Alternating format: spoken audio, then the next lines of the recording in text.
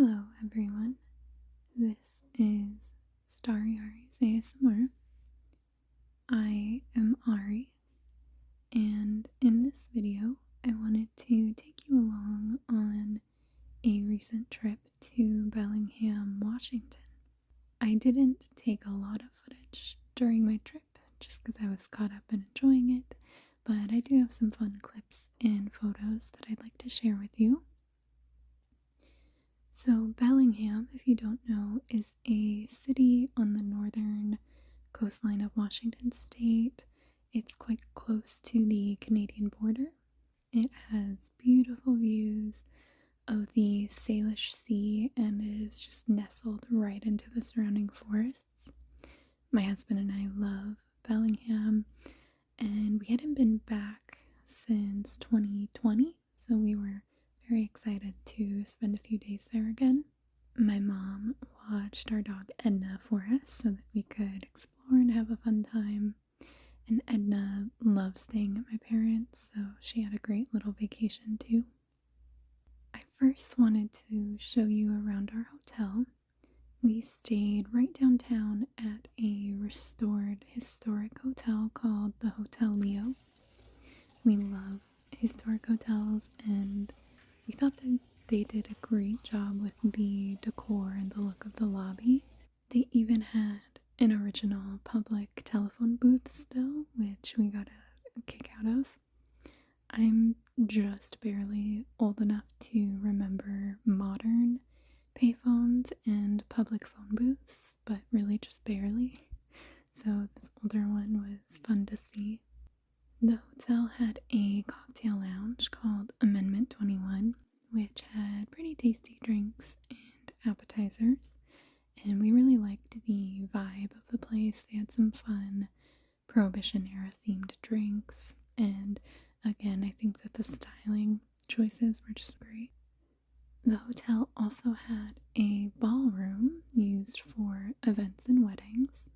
While we were there, they had a swing dancing night, which we weren't skilled enough to comfortably participate in, but it was still nice to see that they held regular events for the community like that.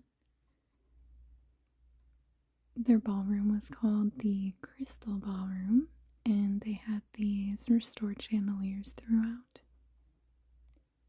Apart from the typical amenities like a gym and laundry service and a coffee bar, the hotel also had some fun social areas. So down in the basement, they created this really cute theater area that guests could use or reserve, and they had quite a collection of movies. And we'd been wanting to watch V for Vendetta recently and just couldn't find it streaming on any of the services that we have, so we were excited to see that they had it on disc. So one of the nights we were there, we reserved a time slot and watched it, so that was really fun. They also had a billiards table set in a library with lots of books that guests could borrow, as well as a social lounge with lots of tables and chairs to hang out around, and a shuffleboard table. We love playing pool and shuffleboard, so we did play a few games during our stay. Guests were also allowed to bring their drinks up from the hotel bar too if they wanted, so it's a really great hangout spot. Now let me show you around our hotel room. Right in the entryway, they had a coat hanging area and a shoe bench, as well as a built-in writing desk. I do always appreciate when hotels leave the general room or hotel amenities or policies. This was the bathroom, which was pretty average, nothing too crazy, but it was nicely updated. The only thing in here was that the shower head was a little low, even though it doesn't really look like it in the video. My husband is about 5'11", so just a tiny bit taller than average, and he really had to crouch to get under the water. Then from the entryway, we move into the main part of the room, which had these two armchairs and a little side table, but it felt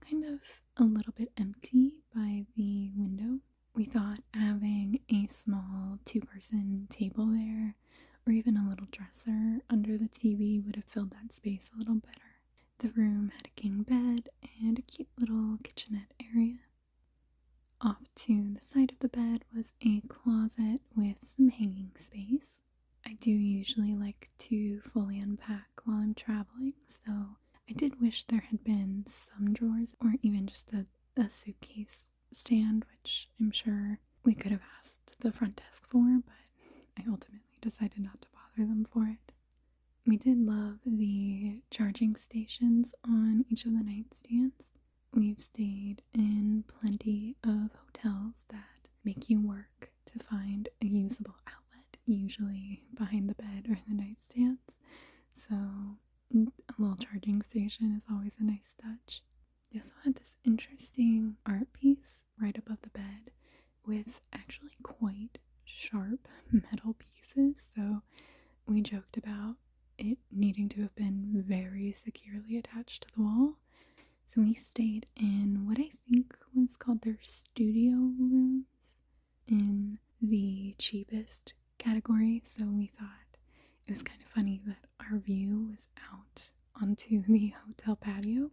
Luckily, we never experienced anyone hanging around out there while we were in the room, and the windows were fully frosted and had drop-down blinds, but it might be an interesting setup during seasons with nicer weather when people might be hanging out there. When we booked the room, we figured we'd be out running around town and doing things most of the time anyways, so it didn't really matter to us to book one of the rooms with a better city or water views. With the hotel being right downtown, they did provide some earplugs for guests that are sensitive sleepers. I don't know if it was just the location of our room or us staying during the week and not on the weekend, but we really didn't hear much noise at all. They also provided this radio that was also a Bluetooth speaker, which we never used, but I thought that was a nice touch. Here is a welcome guide. I love having a separate kitchen sink because I just always feel a little weird getting water to drink out of a bathroom sink, even though, I mean, we use that water to like brush our teeth and stuff, but it just feels a little weird to me. You can see some of our snacks we brought for the car ride, but on the top shelf we had our ice bucket and a nice little guest book with information. The kitchenette had some extra storage with cupboards and drawers.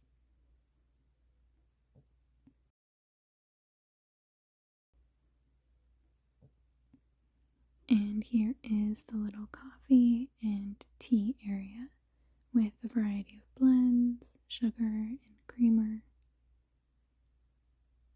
The kitchenette had a microwave, an electric kettle, and a pretty nice sized mini fridge, which is practically a must for me when we travel to hotels because I always have leftovers from restaurant meals. For one of our dinners, we got Russian dumplings, or pelmeni, and they were absolutely delicious. This restaurant only offers 3 things on their menu, and that's beef dumplings, potato dumplings, or a bowl of mixed beef and potato dumplings. A lot of restaurants had sadly closed since we'd last been here, but we were so happy to see some of the classic spots like this were still around. Then we got some yummy drinks at a cocktail lounge after dinner. Mine was a very fresh lime cucumber gin drink, and my husband got a pisco mint drink. Neither of us are big drinkers, and we had never heard of pisco, but we both really liked it. The next morning we went to one of our favorite coffee shops, which is right on the water. They have a Pacific Northwest theme with lots of wood and stone, and I thought these metal lighting fixtures were really neat with the silhouettes of pine trees. We got some yummy breakfast sandwiches and drinks. I had a London fog, which is always tasty. And after we finished our sandwiches, we took a walk with our warm drinks down the boardwalk right along the water.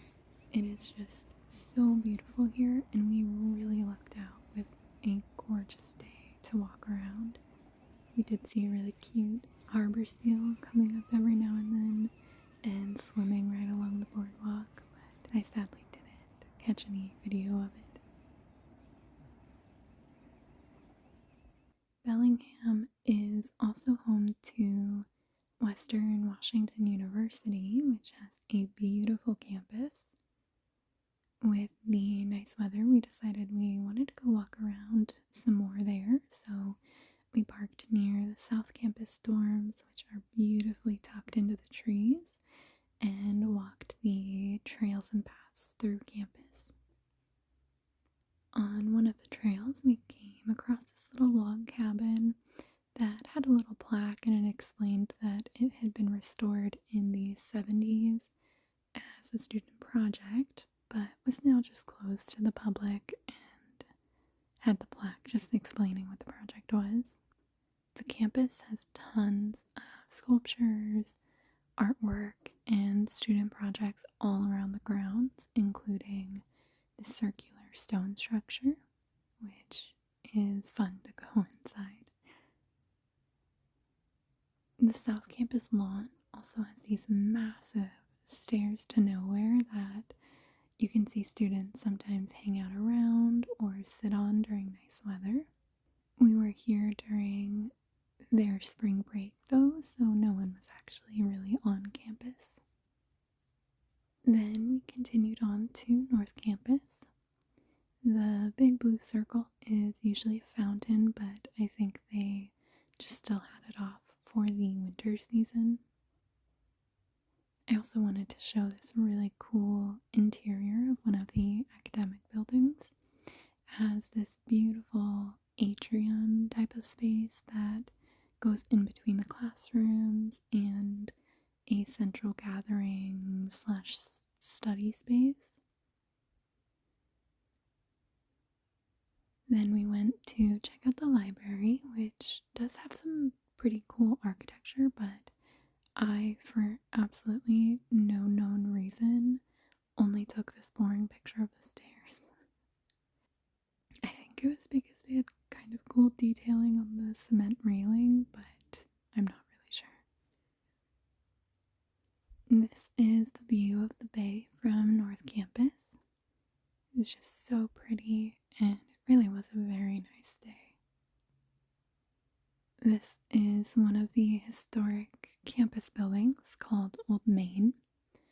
I love how pretty it is and how it just backs right up to the arboretum with all the beautiful trees. After walking around the campus, we wanted to go see the historic Fairhaven district. We stopped in a great bookstore called Village Books that has a really wonderful selection, including lots of used books for cheap. We did end up finding a few books that we'd been looking for, so that was great. This little grassy courtyard is tucked behind the building, so we sat here while we figured out where we wanted to walk to next for lunch. At lunch, we got to sit at a table in the restaurant's outdoor patio area and really enjoy the beautiful day. I guess I took this picture because I love buildings with huge clock towers. I'm not really sure. But I do love all of the brick in the Fairhaven district. You don't see a ton of brick here on the West Coast, so it's always kind of fun.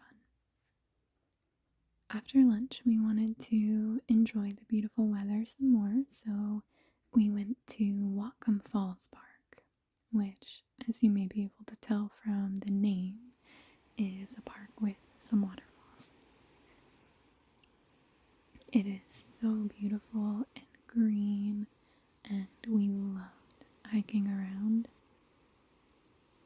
The sun was also shining perfectly for us to catch some rainbows through the mist of the falls. never seen the falls with this much water, so that was pretty neat. We actually took this picture of the bridge one year with us standing on the side with the falls just above the big boulders because I guess the water maybe is a lot lower in the late spring and summer.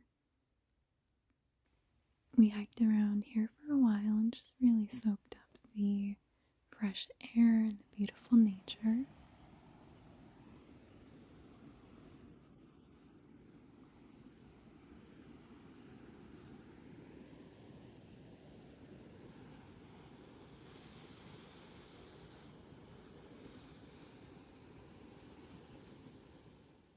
Further up the falls is this big, calm pond, and we got to see a couple of geese chilling. One of them kept trying to bug the other one, who was not having any of their shenanigans.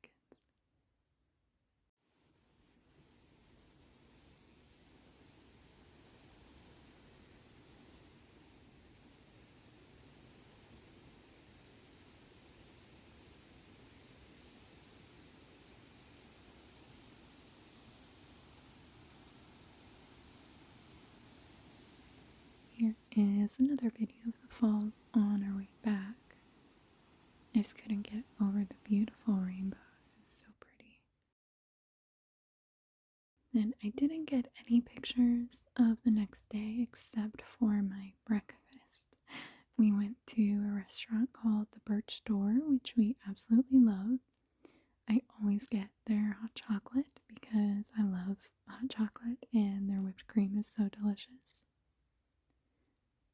I also got the apple pancake and it was ginormous.